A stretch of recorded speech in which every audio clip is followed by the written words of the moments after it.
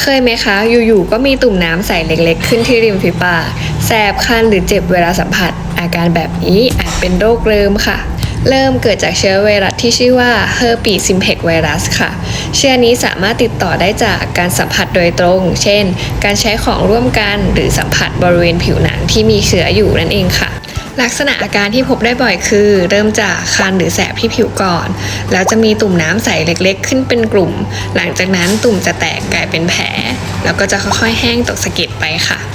สิ่งที่สำคัญคือถึงแม้จะหายแล้วแต่เชื้อนี้สามารถแฝงอยู่ในร่างกายของเราได้ค่ะเพราะฉะนั้นเวลาที่เราพักผ่อนน้อยเครียดภูมิคุ้มกันตกหรือว่าโดนแดดจัดๆก็อาจทำให้เริ่มกลับมาเป็นซ้ำได้อีกค่ะ